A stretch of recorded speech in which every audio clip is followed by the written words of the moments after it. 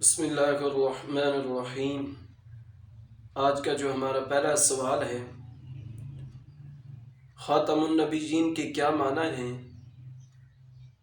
انشاءاللہ العزیز اسی کے اوپر ہماری گفتگو ہوگی کہ جانیں گے کہ خاتم النبیین کس سے کہتے ہیں، اس کے معنی کیا ہے۔ تو آئیے ہم اپنی گفتگو کی طرف چلتے ہیں، جواب سماعت فرما لیں۔ خاتم النبیین یا خاتم المرسلین کے معنی یہ ہیں کہ اللہ عز و جل نے حضور صلی اللہ تعالیٰ علیہ وسلم پر سلسلہ نبوت ختم فرما دیا۔ حضور صلی اللہ تعالیٰ علیہ وسلم کے زمانہ میں یا بعد میں کوئی نیا نبی نہیں ہو سکتا۔ آپ صلی اللہ تعالیٰ علیہ وسلم کی ذات پاک پر نبوت کا خاتمہ ہو گیا۔ یہ سوال تھا خاتم النبیین کے حوالے سے، آپ نے معنی بھی سماعت فرمایا اور اس کی تفصیل بھی سماعت فرمائی۔ اگلا سوال ہوتا ہے کہ ہمارے نبی صلی اللہ تعالیٰ علیہ وسلم کی نبوت عام ہے یا خاص ہے، اور کیا انبیاء و مرسلین علیہ السلام بھی حضور صلی اللہ تعالیٰ علیہ وسلم کی امت ہیں یا نہیں ہیں؟ یہ سوال ہوتا ہے، اس کا جواب سماعت فرما لیں۔ نبی رحمت، آقا امت، محبوب رب العزت صلی اللہ تعالیٰ علیہ وسلم کی نبوت و رسالت سیدنا آدم علیہ السلام کے زمانہ سے روز قیامت تک کی تمام مخلوقات کو عام ہے۔ علماء کرام فرماتے ہیں کہ حضور سرور عالم نور مجسم شہنشاہ معظم صلی اللہ تعالیٰ علیہ وسلم کی رسالت تمام جنس و انس فرشتوں کو شامل ہے، بلکہ تمام حیوانات، جمادات، نباتات آپ صلی اللہ تعالیٰ علیہ وسلم کی رسالت کے دائرے میں داخل ہیں۔ تو جس طرح انسان کے ذمہ حضور صلی اللہ تعالیٰ علیہ وسلم کی اطاعت فرض ہے، یوں ہی ہر مخلوق پر حضور اقدس صلی اللہ تعالیٰ علیہ وسلم کی فرما برداری کرنا ضروری ہے، اور یہ سب حضور صلی اللہ تعالیٰ علیہ وسلم کی امت ہیں۔ تو جب حضور صلی اللہ تعالیٰ علیہ وسلم بادشاہ زمین و آسمان ہیں اور خدا عز و جل کی ساری مخلوق کے لیے نبی اور رسول بنا کر بھیجے گئے ہیں، تو تمام نبیوں اور رسولوں علیہم الصلاۃ والتسلیم کے بھی آپ صلی اللہ تعالیٰ علیہ وسلم رسول ہوئے، اور جب حضور صلی اللہ تعالیٰ علیہ وسلم ان کے رسول ہوئے تو یہ نفس قدسیہ بھی حضور صلی اللہ تعالیٰ علیہ وسلم کے امتی ٹھہرے۔ اگلا سوال سماعت فرمائیں۔ یہ ہماری گفتگو جو ہے سوالات اور جوابات کے اوپر مشتمل ہوتی ہے، تاکہ لوگ طرح طرح کی اعتراضات آپ لوگوں کے یہاں عرض کرتے رہتے ہیں، تو آپ کو ان کے جوابات جو ہیں وہ آنے چاہیے۔ اللہ تعالی ہم سب کا حامی و ناصر ہو۔ اگلا سوال ہوتا ہے کہ حضور مکی مدنی سرکار صلی اللہ تعالیٰ علیہ وسلم کس خاندان اور کس قبیلے سے ہیں؟ نبی علیہ السلام کس خاندان اور کس قبیلے سے ہیں؟ جواب سماعت فرمائیں۔ حضور انور شافی محشر صلی اللہ تعالیٰ علیہ وسلم خاندان قریش سے ہیں۔ یہ خاندان عرب میں ہمیشہ سے ممتاز و معزز چلا آتا تھا۔ عرب کے تمام قبیلے اور خاندان اس خاندان کو اپنا سردار مانتے تھے۔ اسی خاندان قریش کی ایک شاخ بنو ہاشم تھی، جو قریش کے دوسرے تمام شاخوں سے زیادہ عزت رکھتی تھی۔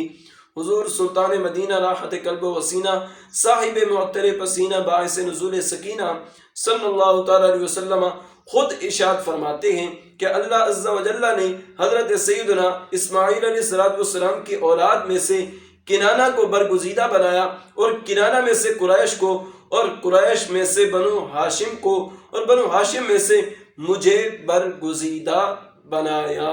سبحان اللہ، سبحان اللہ۔ حضرت سیدنا جبریل علیہ السلام فرماتے ہیں کہ میں دنیا کے مشرق اور مغرب میں پھرا، مگر بنو ہاشم سے افضل کوئی خاندان نہیں دیکھا، کوئی خاندان نہیں دیکھا۔ حضور صلی اللہ تعالیٰ علیہ وسلم کو ہاشمی اس لیے کہا جاتا ہے کہ آپ صلی اللہ تعالیٰ علیہ وسلم بنو ہاشم سے ہیں۔ حضور صلی اللہ تعالیٰ علیہ وسلم کے پردادا کا نام ہاشم ہے، اور یہ عبد مناف کے بیٹے ہیں۔ ہاشم کا اصلی نام عمر تھا۔ یہ نہایت ہی مہمان نواز تھے، ان کا دسترخوان ہر وقت بچھا رہتا تھا۔ ایک مرتبہ قحط کے زمانہ میں یہ ملک شام سے خشک روٹیاں خرید کر مکہ میں لائے۔ کہاں پر لائے؟ مکہ میں لائے اور روٹیوں کا چورا کر کے اونٹ کے شوربے میں ڈال کر لوگوں کو پیٹ بھر کر کھلایا۔ اس دن سے ان کو ہاشم یعنی روٹیوں کا چورا کرنے والے کہا جانے لگا۔ ہاشم کی پیشانی میں نور محمدی صلی اللہ تعالی علیہ وسلم چمکتا تھا، اس لیے لوگ ان کی بڑی عزت کرتے تھے۔ اس لیے کیا کرتے تھے؟ لوگ ان کی بڑی عزت کرتے تھے۔ اگلا سوال سماعت فرمائیں۔ حضور صلی اللہ تعالی علیہ وسلم کے علم شریف کے متعلق اہل سنت کا کیا عقیدہ ہے؟ بہت اہم سوال، بہت ہی اہم سوال ہے۔ اس کو بھی آپ لوگوں نے ذہن نشین کر لینا۔ سوال تو جتنے بھی عرض کیے جا رہے ہیں ان کے جوابات وہ بہت ہی اہم سوال اور اہم جوابات ہیں۔ تو حضور صلی اللہ علیہ وسلم کے علم شریف کے متعلق اہل سنت کا کیا عقیدہ ہے؟ جواب سنیے۔ تمام اہل سنت و جماعت کا اس بات پر اجماع ہے کہ جس طرح حضور صلی اللہ تعالی علیہ وسلم اپنی تمام کمالات میں جملہ انبیاء و مرسلین علیہم الصلاۃ والتسلیم سے افضل و اعلیٰ ہیں، اسی طرح آپ صلی اللہ تعالی علیہ وسلم کمالات علمی میں بھی سب سے فائق ہیں۔ قرآن کریم کی بہت سی آیات اور حدیث کثیر سے یہ بات ثابت ہے کہ اللہ عز و جل نے اپنے حبیب لبیب صلی اللہ تعالی علیہ وسلم کو تمام کائنات کے علوم عطا فرمائے اور علم غیب کے دروازے آپ صلی اللہ تعالی علیہ وسلم پر کھول دیے۔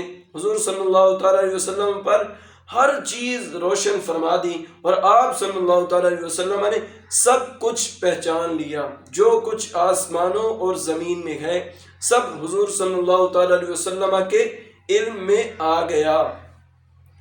حضرت سیدنا آدم علیہ السلام سے لے کر قیامت تک تمام مخلوق سید عالم شہنشاہ عرب و عجم صلی اللہ تعالی وسلم پر پیش کی گئی اور حضور صلی اللہ تعالی علیہ وسلم نے گزشتہ اور آئندہ کی ساری مخلوق کو پہچان لیا۔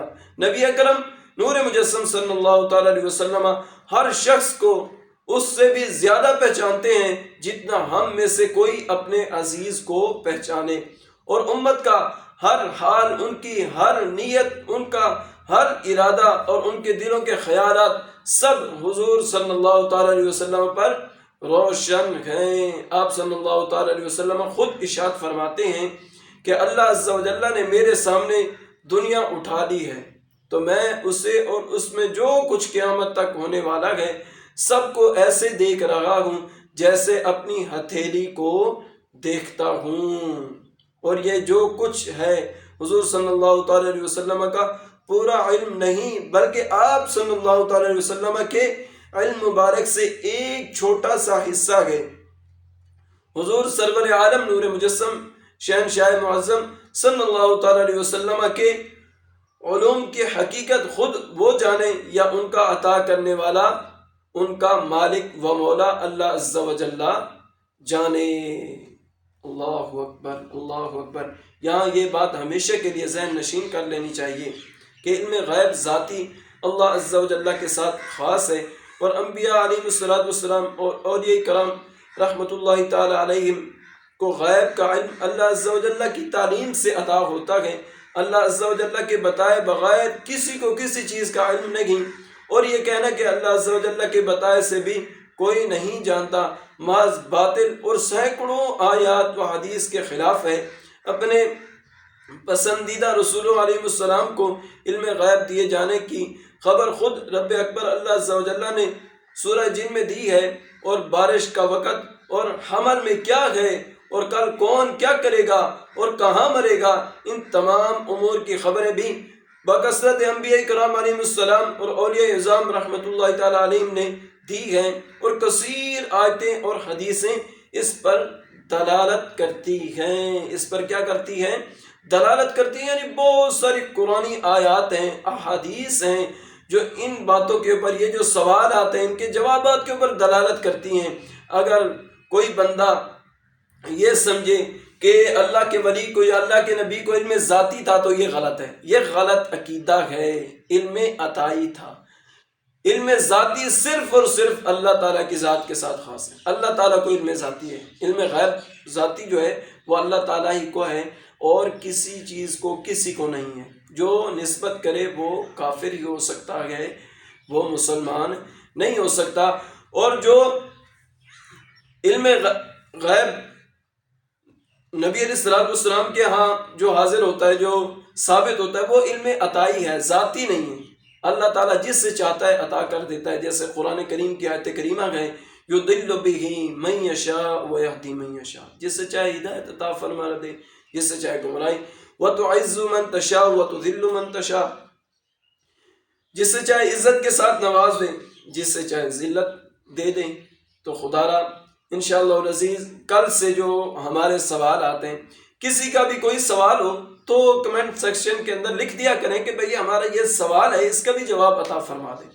تو انشاءاللہ العزیز کوشش کی جائے گی کہ آپ کے سوال کا جواب بھی جیسے یہ ویڈیو آتی ہے اسی کے اندر ہی بیان کر دیا جائے گا، آپ کو پرسنل کے اوپر بھی بتا دیا جائے گا۔